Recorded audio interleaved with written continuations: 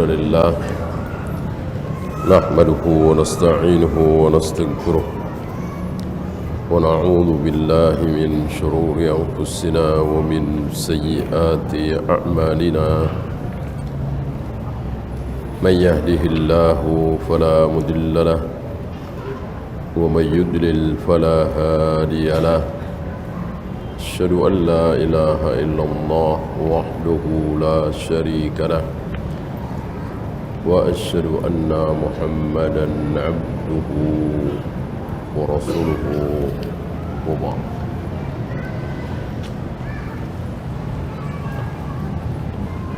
Kita sampai pada akhir bab, yaitu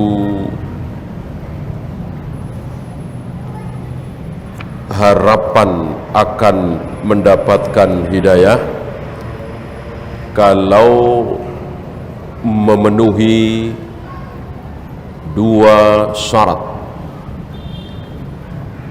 dalam memahami ayat-ayat Al-Quran. Yang pertama, tadabbur. Yang kedua, niatnya ikhlas, ingin mendapatkan hidayah. Kalau dua cara ini ditempuh, insya Allah,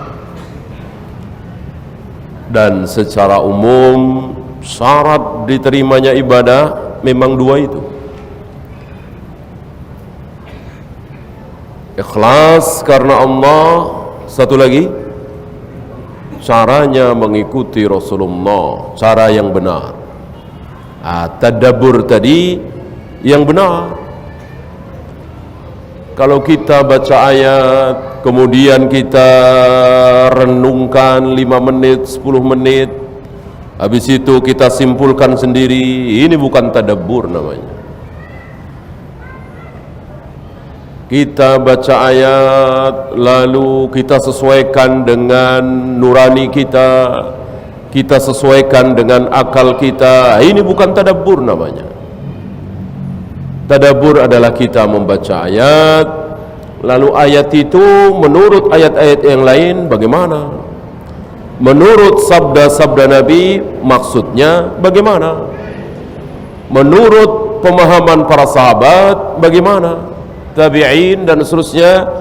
Itu tadabbur. Terakhir dengan kaidah bahasa Arab. Berarti memahami ayat Al-Quran sesuai dengan kaidah tafsir,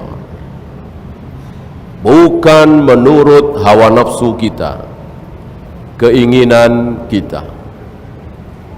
Ini insya Allah. Yang kedua, ikhlas. Berapa banyak orang yang telah menempuh jalan tadabbur, tapi ada sesuatu di hatinya, ingin kemasyhuran, ingin tampil, ingin sesuatu dari dunia ini. Allah bikin dia tidak faham, dan itu terjadi banyak, ya. Caranya benar tapi tidak ikhlas. Dunia yang dia cari, yang ingin dia raih, maka kadang hal sepele saja tidak faham. Gitu. Sepele sekali, sederhana, ya. Ya, ambil contoh misalnya ucapan Aisyah, Rasulullah salat malam tidak pernah lebih dari 11. Ini kan sederhana sekali. Sederhana sekali. Kalau mau percaya dengan ucapan Aisyah, sederhana sekali kan. Kata Aisyah, manusia yang paling dekat dengan Nabi, terutama di malam hari. Salat malam Nabi diketahui tentu pertama kali oleh Aisyah dan istri-istri beliau. Istri Aisyah mewakili istri-istri beliau yang lain mengatakan, mazada Rasulullah ala ihda asyrata raqatan fi Ramadan atau fi ghairi Ramadan, bahwa Rasulullah salat malam tidak pernah lebih dari 11 rakaat, baik di bulan Ramadan atau di luar Ramadan. Ini kan sederhana sekali, ini kan gamblang sekali, ini jelas sekali. Ya, jangan sampai dari hal yang jelas gamblang lalu kita tidak faham. Ya, ini contoh sederhana saja. Contoh-contoh yang lain banyak. Betapa seorang profesor, doktor, jenius, tapi tidak faham. La ikraha fid din. Man amila amalan laisa alaihi amruna fahuwa raddun. Dia enggak faham. Dia tahu hadis itu, dia tahu ayat itu, tapi dia mengatakan apa salahnya melakukan ibadah yang tidak ada contoh dari Nabi. Kan baik, kan sholat, kan puasa, kan zikir. Dia tidak faham dengan man amila amalan laisa alaihi amruna fahuwa raddun. Siapa yang bikin dia tidak faham? Tentu Allah Rabbul Alamin. Allah tidak mengizinkan, Allah tidak menghendaki si jenius ini, si profesor doktor ini faham. Kenapa? Allah Maha tahu. Salah satunya ada sesuatu di hatinya, ada sesuatu dalam dirinya sehingga menghalangi dia untuk faham. Jangan menyalahkan Allah. Memang Allah yang bikin dia tidak faham, tapi ada sesuatu sehingga Allah membuat dia tidak faham. Sementara sebelah sana ada yang boro-boro profesor, SMP saja tidak sampai lulus, tapi dia faham kalau yang tidak diajarkan oleh Nabi tidak boleh diamalkan kalau itu mengandung unsur ibadah. Dia tidak mau merayakan maulid, dia tidak mau mengadakan tahlilan. Dia faham dengan man amila amalan laisa alaihi amruna. Sementara si profesor doktor ini tidak faham. Siapa yang bikin itu semua? Allah, anugerah dari Allah. Disinilah jangan kita menyombongkan kecerdasan kita, kejeniusan kita. Ya, karena yang akan membuat kita faham atau tidak faham adalah Allah.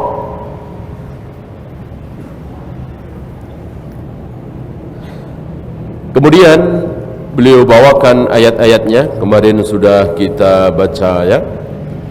Wa anzalna ilaika dzikra litubayyana lin-nasi ma nuzzila ilaihim. Lihat dari ayat ini bahwa az-zikr itu nama lain dari Al-Quran itu harus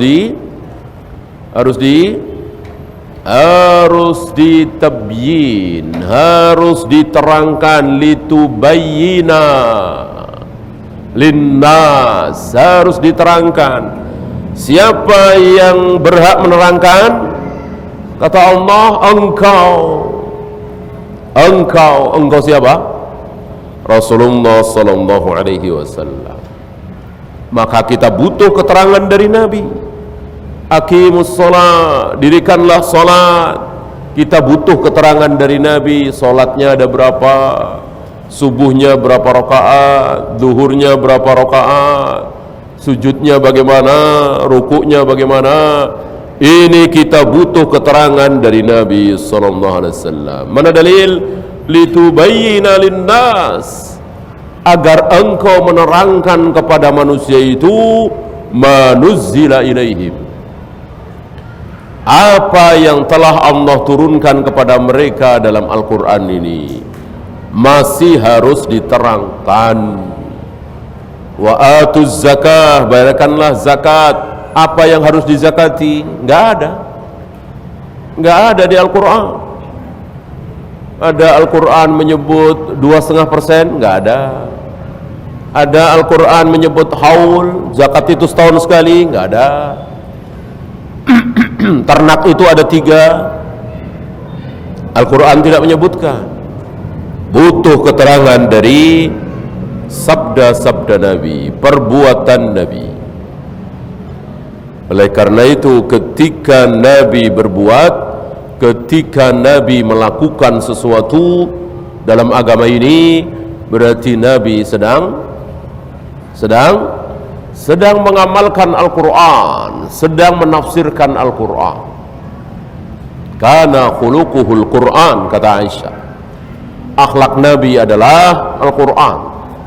setiap kali beliau berbicara, setiap kali beliau berbuat, berarti beliau sedang menafsirkan Al-Quran, karena beliau yang paling faham terhadap Al-Quran.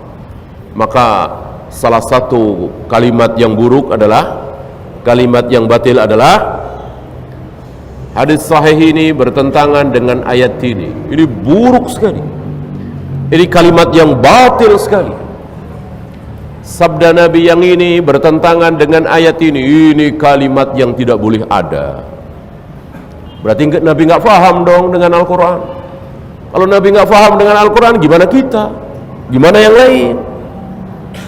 Tidak mungkin ada hadis sahih bertentangan dengan ayat Al-Quran. Tidak mungkin.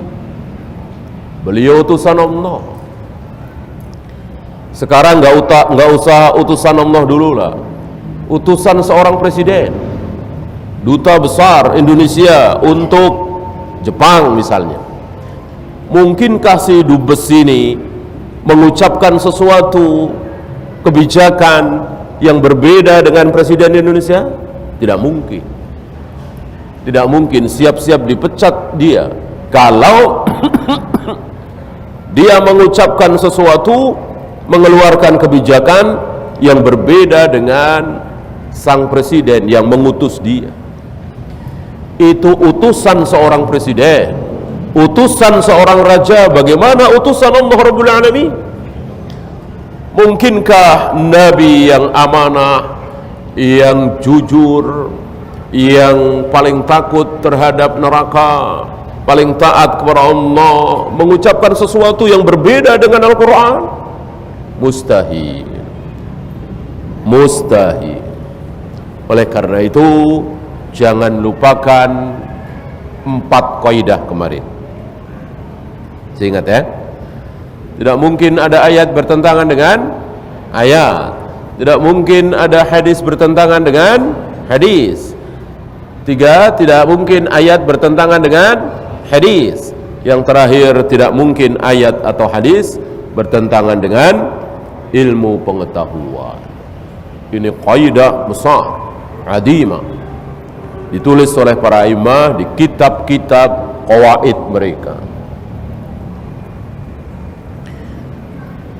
Kemudian kitabun anzalnahu ilaika mubarakun liyadabbaru ayatihi waliyatadzakkara ulul albab. Ini adalah Alkitab, Al-Quran yang kami turunkan kepada engkau Muhammad sallallahu alaihi wasallam, mubarakun, yang di dalamnya penuh dengan keberkahan, liyadabbaru ayatihi, agar mereka mentadaburi ayat-ayatnya. Bagaimana cara tadabbur tadi? Ayat ditafsirkan dengan ayat, ayat ditafsirkan dengan hadis, ayat ditafsirkan oleh pemahaman para sahabat tabi'in, ayat difahami dengan kaidah bahasa Arab. Ini tidak boleh ditinggalkan, dan tidak ada yang lebih dari itu. Tidak ada. Al-Quran disesuaikan dengan ilmu pengetahuan yang ditemukan oleh para ahli. Apa yang ada di ayat Al-Quran harus sama dengan apa yang menjadi teori para dokter, ahli fisika, ahli biologi. Tidak ada seperti itu. Tidak ada seperti itu. Kaidah itu tidak ada. Maka ada satu ayat, pengertiannya, tafsirannya berbeda dengan ilmu para dokter ahli, enggak masalah. Tidak masalah, dan itu juga mungkin terjadi. Nah, ribuan dokter dijamin benar? Belum tentu. Adapun ayat Al-Quran pasti benar, sabda Nabi pasti benar. Sesuatu yang pasti benar berselisih dengan sesuatu yang belum tentu benar, wajar. Wajar. Sesuatu yang pasti benar harus sama dengan sesuatu yang belum tentu benar, aneh. Aneh, ya. Maka memahami ayat Al-Quran, memahami sabda Nabi, tidak tunduk dengan para ahli siapapun. Justru para ahli itu yang harus tunduk. Afalam yaddabbarul qawla am ja'ahum ma lam ya'ti aba'ahumul awwalin. Ini kisah tentang nenek moyang mereka yang tidak mendapatkan wahyu. Tentu mereka tidak tahu apa-apa sebagaimana manusia-manusia yang ada di Madinah, yang ada di Mesir, yang ada di Syam, yang ada di Yaman, tapi bukan Mekah. Adapun Mekah ada, walaupun satu dua. Artinya ketika Nabi mendapatkan wahyu pertama kali, itu masih ada orang yang agamanya, yang tauhidnya, yang cara beragamanya, yang keyakinannya mirip keyakinan Nabi Ibrahim, Nabi Ismail. Berarti muslim, bertauhid ada. Adapun di Madinah, di Syam, di Mesir, di tempat-tempat lain tidak ada. Khusus di Mekah. Jadi dakwah tauhid itu dari meninggalnya Nabi Ismail di Mekah terus diteruskan oleh anaknya, cucunya, cicitnya, anaknya, cicit, cucunya, cicit, cicitnya, cicit, terus sampai ke zaman Abu Jahal, Abu Lahab. Disitulah rahasia jawaban kenapa ayah ibu Nabi Muhammad sallallahu alaihi wasallam masuk neraka. Jawabannya di situ. Ya. Kan pertanyaan mereka, kenapa masuk neraka? Kan tidak menolak dakwah Nabi. Kan mereka berdua meninggal, Rasulullah belum jadi Rasul, belum jadi Nabi. Kenapa masuk neraka? Jawabannya tadi. Ya. Siapapun yang mati di Mekah sebelum Nabi Muhammad sallallahu alaihi wasallam diutus, itu bisa masuk surga, bisa masuk neraka. Tergantung dia bertauhid atau tidak. Gitu. Karena sebelum Nabi diutus di Mekah masih ada dakwah tauhid. Waraqah bin Naufal tahu dari mana coba? Apakah Waraqah bin Naufal itu dapat dakwah dari luar? Tidak. Dari luar Yahudi Nasrani sesat semua. Sudah pada sesat. Hari itu orang Yahudi sudah mengatakan Uzair anak Allah belum? Hari itu di zaman Nabi, di zaman Abu Jahal, Abu Lahab, orang-orang Yahudi sudah mengatakan Uzair anak Allah belum? Sudah. Orang-orang Nasrani sudah mengatakan Nabi Isa anak Allah belum? Sudah. Buktinya Al-Quran. Al-Quran turun mengatakan wa qalatil yahud. Orang-orang Yahudi mengatakan Uzair ibn Allah. Wa qalatin nasara. Sementara orang-orang Nasrani mengatakan Isa anak Allah. Itu kata Al-Quran. Berarti itu terjadi sebelum Al-Quran turun. Berarti Yahudi sudah sesat, Nasrani sudah sesat. Yang belum sesat justru orang-orang Mekah. Tapi itu satu dua. Salah satunya Waraqah bin Naufal dan bapaknya Said bin Zaid, yaitu Zaid bin Amr bin Nufail. Sepertinya cuma dua itu yang tercatat dalam sejarah. Sisa orang-orang bertauhid dari semenjak meninggalnya Nabi Ismail di Mekah, berapa ribu tahun, dakwah tauhid terus ada.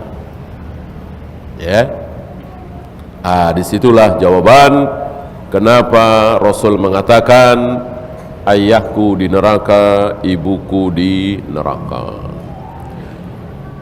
Walaqad yassarnal Qur'ana lidzikr.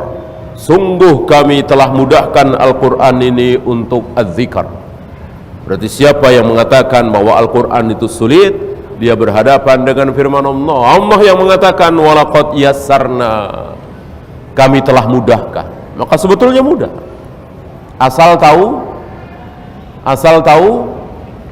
caranya. Caranya bagaimana? Tadi ayat difahami dengan ayat lain, ayat difahami dengan hadis-hadis Nabi, ayat difahami dengan pemahaman para sahabat. Mudah. menjadi sulit, akhirnya tidak ketemu, malah sesat. Itu karena apa?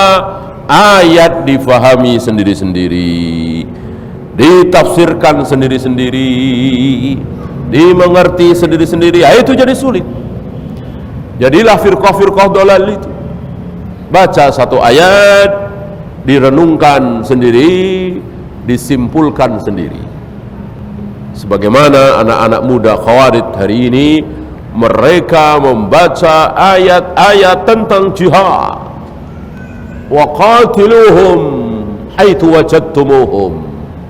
Bunuhlah mereka dimanapun kalian dapati mereka. Lihat, mereka salah faham dengan ayat ini. Maka di mana mereka dapati orang yang dianggap musuh dibunuh. Tidak faham dengan ayat itu. Mereka ini lebih paham dari Imam Syafi'i. Kenapa? Ya, Imam Syafi'i tidak mengamalkan ayat itu kan? Mana ada Imam Syafi'i main bunuh-bunuhin siapapun orang kafir yang ditemui.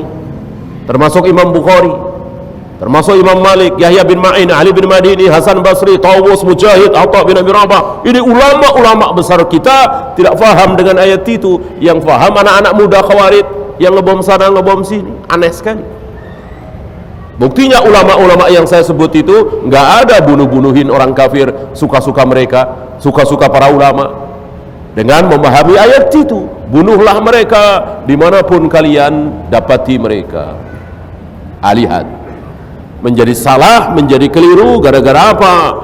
Gara-gara tidak mengikuti prosedur, gara-gara menafsirkan Al-Quran sesuka mereka, sekehendak hati mereka. Terjadilah apa yang terjadi, sesat dan menyesatkan. Itu yang kita saksikan hari ini. Ya, maka jangan dianggap sepele, jangan dianggap remeh. Ngaji yang salah, pemahaman yang salah, jangan dianggap sepele. Awalnya salah ngaji, lama-lama begitu. Ini musibah besar. Maka hati-hati mencari ilmu. Wal ayatu fi hadza katsiratun. Ayat-ayat tentang ini banyak sekali dalam Al-Qur'an. Tadullu ala anna man tadabbara Al-Qur'an lakin bihadhihi an-niyyah wa hiya talabul huda minhu la budda an yasila ila an-natijah. Bahwa orang yang mentadabburi Al-Qur'an dengan cara yang benar, lalu niatnya juga ikhlas karena Allah, maka tidak boleh tidak, insya Allah dia akan sampai kemana? Sampai kepada apa yang dia tuju, yaitu kebenaran. Wahiyya tabayyana tariqul haqq, akan jelas, akan faham mana yang hak, mana yang batil, mana yang benar, mana yang salah. Amma man tadabbara al-Qur'ana liyadriba ba'duhu bi ba'din. Ini dia. Adapun orang yang mentadabburi Al-Quran, memahami Al-Quran, tapi untuk mengalahkan pihak lain, untuk mendebat pihak lain, untuk menyangkal orang lain, kan ada tuh hari ini. Ya tentu bukan hal yang baru ya. Jadi dia semangat mempelajari Al-Quran, dia semangat memahami tafsir Al-Quran, belajar tafsir Al-Quran, tapi tujuannya untuk menumbangkan musuhnya, untuk debat. Ini yang Allah tidak suka. Allah tidak suka. Ya. Liyujadila bil batil, untuk berjidal, untuk bermirah, menang-menangan. Waliyansura qawlahu, agar pendapat dia itu menjadi kuat. Gimana caranya? Dia fahami ayat-ayat Al-Quran, dia pelajari, tujuannya untuk mematahkan pihak lawan. Ini Allah tidak suka. Maka karena Allah tidak suka, tidak ridha, Allah tidak bikin dia faham. Malah dia semakin bingung, semakin sesat, semakin jauh, tapi dia tidak merasa.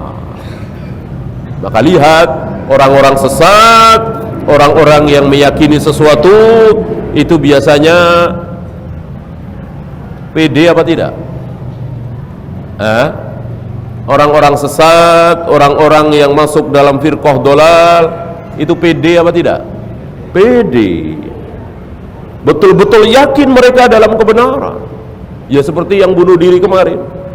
Justru saking pedenya, sebentar lagi akan masuk surga. Ya, saya kira semua kita juga mau barangkali kalau benar seperti itu ya. Ya paling sakitnya berapa menit, berapa detik sih, habis itu masuk surga. Siapa yang nggak mau? Ya kalau betul, kalau tidak malah masuk neraka.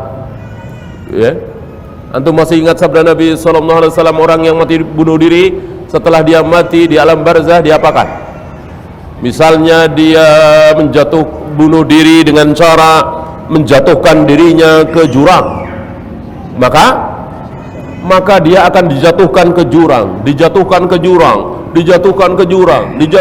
jurang sampai hari kiamat.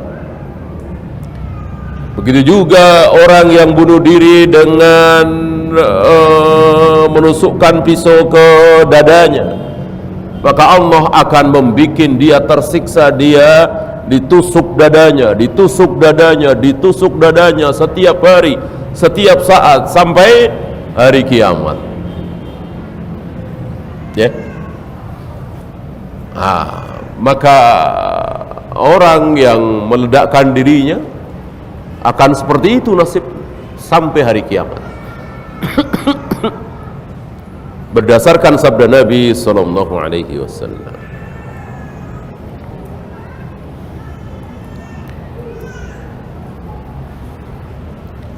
Kama yujadu 'inda ahlil bidah, sebagaimana yang kita dapati para ahlul bidah wa ahluz zaig, orang-orang yang bengkok, yang sesat.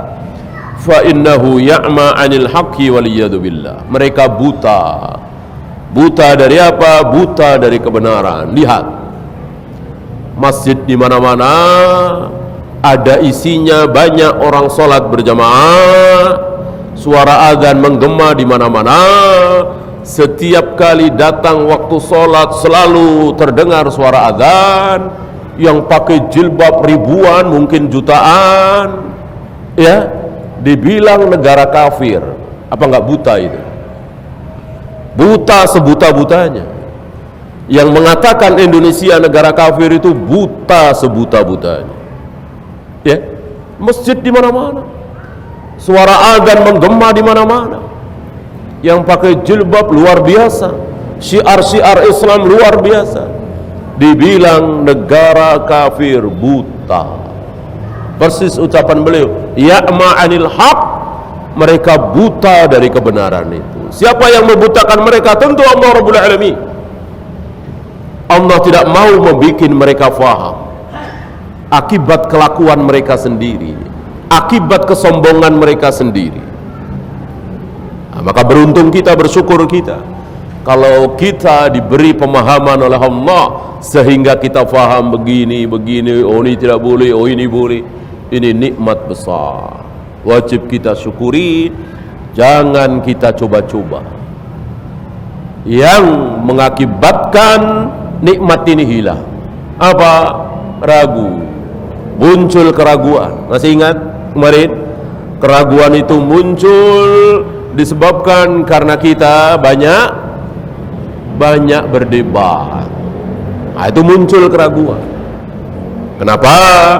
Karena orang yang berdebat tentu mau nggak mau harus mendengarkan hujah lawan. Ini yang bikin dia ragu. Lawan kan bisa aja cerdas, cerdik, pinter, jenius, apalagi dia berani bohong. Sementara dia lugu, jujur misalnya ya, dikiranya pihak lawan ini jujur, hadis sahih riwayat misalnya ya. Dia akan menjadi ragu. Kalau kita yang tidak pernah debat kan nggak dengar hujah lawan, maka kita nggak ragu, tenang kita dalam kebenaran sunnah. Orang-orang yang suka debat kesana kemari akan muncul keraguan. Itu ditulis oleh Imam Ahmad di Ushulus Sunnah. Lianna Allah Ta'ala yaqul, lalu beliau membawakan firman Allah ayat ke-7 dari surah Ali Imran, huwallazi anzala 'alaikal kitab, dialah Allah yang menurunkan Alkitab kepada engkau ya Muhammad, minhu ayatum muhkamat, di antara ayat-ayat Al-Quran itu ada yang muhkamat, babi haram, zina haram, salat wajib, puasa Ramadan wajib. Ini ayat apa? Ayat muhkamat. Aqimus shalah wa atuz zakah, ini muhkamat. Kutiba alaikumus siyam kama kutiba alal ladzina min qablikum, ini muhkamat. Kutiba alaikumul qital wa huwa kurhul lakum, ini muhkamat. Hunna ummul kitab, ini induk dari Alkitab. Ini rata-rata ayat dalam Al-Quran seperti itu, mayoritasnya. Kita nggak tahu berapa persen ya, mayoritasnya. Umumnya ayat-ayat Al-Quran muhkamat. Salat wajib, puasa Ramadan wajib, haji wajib, zina haram, judi haram. Rata-rata begitu. Mayoritas ayat-ayat Al-Quran isinya begitu, muhkamat. Wa ukhur mutasyabihat, tapi ada juga ayat yang tidak muhkamat. Ayat yang tidak muhkamat namanya mutasyabihat. Mutasyabihat. Alif lam mim artinya apa? Nggak tahu. Nun qaf nggak tahu. Gitu ya. Maka kalau ada orang yang coba-coba ngorek-ngorek cari tahu, bahaya. Di antaranya Sobi yang dipukuli habis-habisan oleh Umar bin Khattab, wal adiyati dobha wal muriyati qadha, ini dikorek-korek, padahal dia tidak tahu kuda-kuda perang yang lari terengah-engah itu kudanya siapa, ada di mana, nggak tahu, nggak masalah, nggak masalah. Kalau dia tidak tahu mana darah haid, mana darah istihadah, itu masalah. Kalau dia tidak bisa membedakan mana kimar, mana qur'ah, mana undian yang halal, mana yang judi, itu masalah. Tapi tidak tahu kuda-kuda perang itu kudanya siapa, ada di perang apa, peristiwa kapan, nggak masalah. Ini justru dikorek-korek. Allahu nurus samawati wal ard, Allah itu cahaya langit dan bumi. Kita beriman, inilah firman Allah. Cahaya apa yang dimaksud nggak tahu, nggak masalah. Cahayanya seperti miskah, ini tidak mudah memahami. Kita imani saja bahwa itu firman Allah pasti benar. Kita nggak tahu maksudnya, nggak masalah. Nah, fa'ammal ladzina fi qulubihim zayg, orang-orang yang ada kebengkokan dalam hatinya, kesesatan dalam hatinya, fayattabi'una ma tasyabaha minhu, justru dia hobi dengan, justru dia senang tertarik dengan ayat-ayat yang mutasyabihat. Diwajibkan kepada kalian berpuasa, nggak tertarik dia, ya. Wala taqrabuz zina, jangan dekati zina, ini muhkamat, nggak tertarik dia. Rijsum min amali syaitan, khamar, judi itu najis, perbuatan syaitan, jauhi, nggak tertarik dia. Tapi terhadap Allah cahaya langit dan bumi, cahayanya seperti miskah. Wal adiyati dobhan, demi kuda-kuda perang yang lari terengah-engah menyerang musuh, yang memercikkan api, justru dia tertarik. Gitu. Ngapain?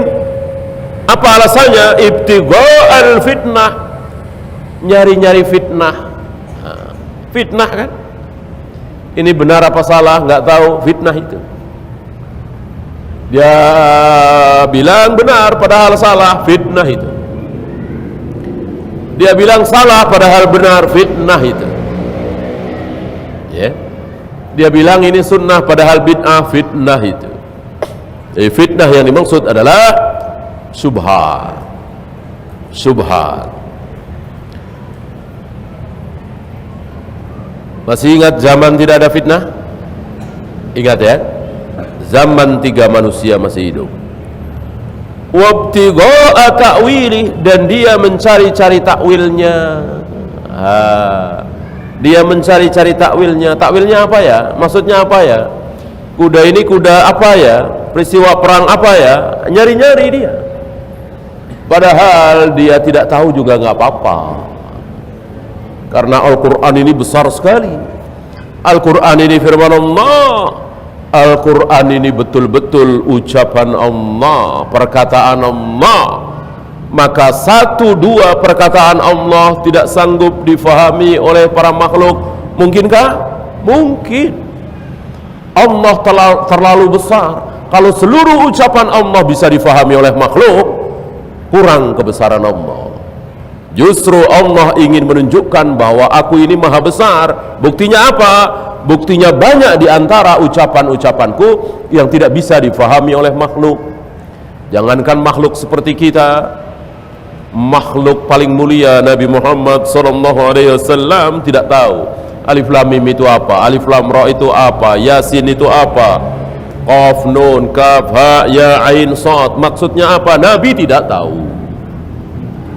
Justru dengan beliau tidak tahu, semakin menunjukkan betapa besarnya Al-Quran itu, betapa tingginya Al-Quran itu. Tidak sanggup difahami oleh orang semulia, sebesar, setinggi Nabi Muhammad SAW, apalagi kita. Wa ma ya'lamu ta'wilahu illallah, dan tidak ada yang mengetahui takwilnya kecuali Allah. Selain Allah tidak mungkin tahu takwilnya. Dari sini kita tahu bahwa takwil yang dimaksud di sini adalah arti sebenarnya. Sebenarnya Alif Lam Mim itu apa sih? Nggak ada yang tahu kecuali Allah. Gitu. Sebetulnya kuda-kuda perang tadi maksudnya apa? Nggak ada yang tahu kecuali Allah. Arti sebenarnya. Ya. Sementara takwil di surat Yusuf beda lagi. Hadza ta'wilu ru'yaya min qabl. Wahai ayah, ini adalah takwil dari mimpiku dulu. Dulu aku pernah bilang sama ayah bahwa aku melihat 11 bintang, berikut bulan dan matahari, mereka semua sujud kepadaku. Ini takwilnya nih. Hadza ta'wilu ru'yaya. Itu diucapkan oleh Nabi Yusuf ketika ayah ibu beliau berikut 11 saudaranya sujud kepada Nabi Yusuf. Mereka tidak tahu kalau itu Nabi Yusuf, anaknya sendiri, saudaranya sendiri. Ya, karena sudah berpisah puluhan tahun. Yaitu. Dan waktu itu sujud kepada sesama manusia masih boleh.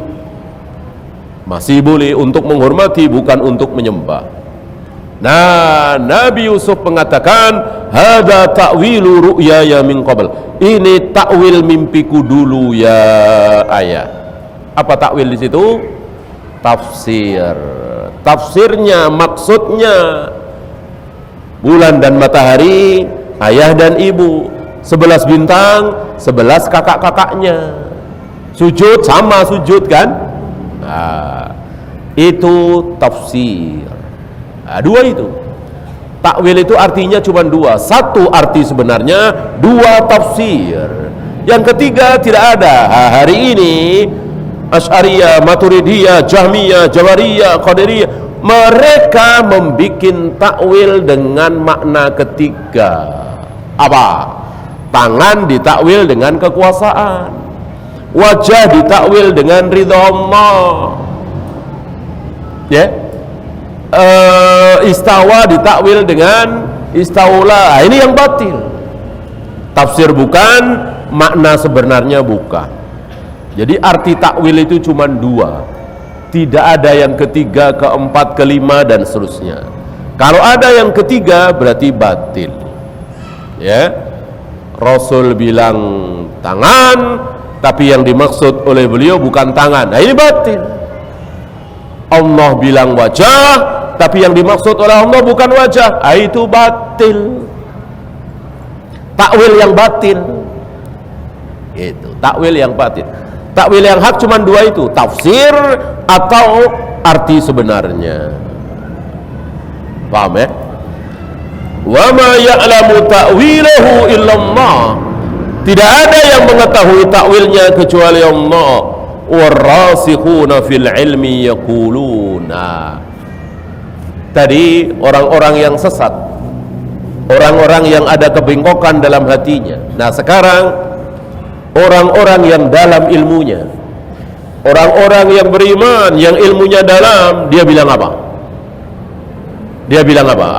Amanna bih, kami percaya, kami beriman. Ah, itu bedanya. Orang yang dalam ilmunya dengan orang yang dangkal ilmunya, bedanya di sini. Yang dangkal ilmunya dikorek-korek, yang dalam ilmunya amanna bih, kami beriman, kami percaya, kullum min indi rabbina, semua dari sisi Allah, dari sisi Allah, nggak mungkin salah, pasti benar, kami beriman. Nah lihat, itu bedanya orang yang dalam ilmunya dengan yang dangkal ilmunya. Wa ma yadzakkaru illa ulul albab, dan tidak ada yang bisa memahami seperti ini kecuali ulul albab. Yang dimaksud orang yang beriman dan dalam ilmunya, bukan orang yang mengutak-atik ayat Al-Quran, bukan orang yang menafsirkan, memahami ayat Al-Quran suka-suka dia. Itu bukan ulul albab.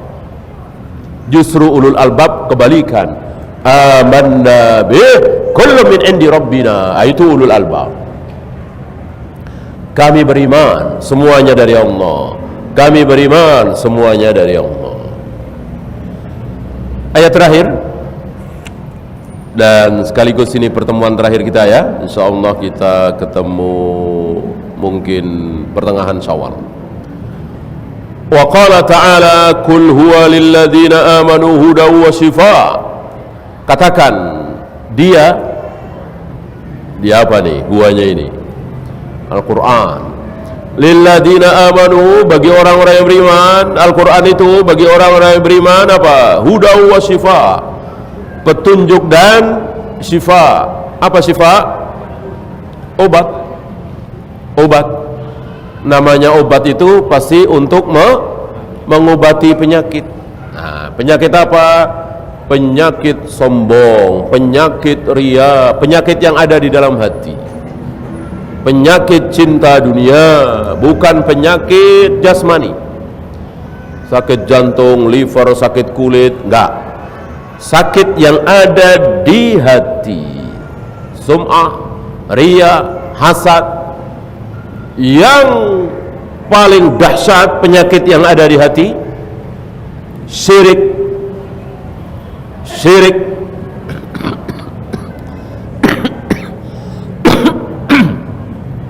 Oleh karena itu Allah mengatakan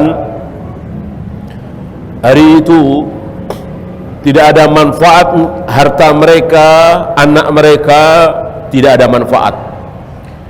Illa man atallaha biqalbin salim, kecuali yang datang menghadap kepada Allah membawa hati yang sehat, tidak sakit. Apa yang dimaksud dengan qalbin salim di sini? Hati yang sehat, hati yang selamat, yang tidak syirik. Oleh karena itu yang datang menghadap Allah dengan membawa kesyirikan nggak ada manfaat. Amalnya, anaknya, ilmunya, hartanya, sodakohnya, bahkan sholatnya, puasanya, kalau dia sholat, dia puasa, tapi dia membawa dosa syirik, tidak ada manfaatnya. Ya, maka penyakit terbesar yang ada pada diri seorang manusia adalah syirik. Ini diobati dengan Al-Quran. Artinya kalau kita tidak ingin menjadi orang musyrik, caranya harus mengikuti Al-Quran. Tidak boleh kita ngarang cara sendiri.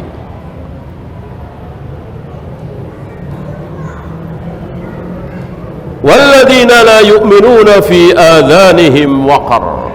Adapun orang-orang yang tidak beriman, di dalam telinganya ada apa? Ada wakar, ada sumbatan yang menghalangi dia untuk mendengarkan kebenaran. Wa huwa alaihim ama. Udah begitu dia buta. Kalau dia masih bisa melihat mending, dengar nggak bisa, tapi bisa lihat. Ini tulisan ayat-ayat Allah, ini tulisan sabda-sabda Nabi, bisa dia lihat. Ini buta. Sudah buta, dia nggak dengar apa-apa. Apa yang bisa diharapkan dari orang seperti itu? Mau dakwai pakai cara apa? Pakai suara dia nggak dengar, pakai tulisan dia buta. Apa yang bisa diharapkan? Selesai udah. Ya, itulah orang kafir, itulah kaum musyrikin. Allah serupakan dengan orang yang buta dan tuli. Dia tidak mendengar apa-apa, tidak bisa melihat apa-apa. Apa yang bisa diharapkan? Ya. Untuk ngasih tahu kepada dia bahwa 1 tambah 1 sama dengan 2, gimana caranya? Gimana caranya? Dia nggak dengar apa-apa, nggak bisa lihat apa-apa.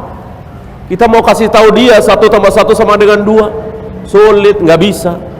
Apalagi Allah bersemayam di arsy, Allah itu harus ditaati, ada tauhid rububiyah, uluhiyah, asma wa sifat. Gimana caranya? Sulit sekali, mustahil. Itulah orang-orang kafir. Buruk sekali perumpamaan untuk mereka yang dibikin oleh Allah. Fi adhanihim waqrun wa huwa alaihim ama. Sudah telinganya disumbat, tidak bisa dengar apa-apa, dan dia tidak bisa melihat apa-apa. Ulaika yunadawna min makanin ba'id. Sementara dia dipanggil dari tempat yang jauh. Dekat aja nggak bisa, ini jauh. Ya, mereka dipanggil dari tempat yang jauh. Hei fulan, dia nggak dengar. Tuli. Ya, dari dekat aja nggak dengar. Ini dia. Ya, selesai. Pas ya. Di akhir pelajaran kita ini, kitab pertama sudah selesai. Insyaallah nanti kita bertemu di pertengahan Syawal dengan jilid kedua.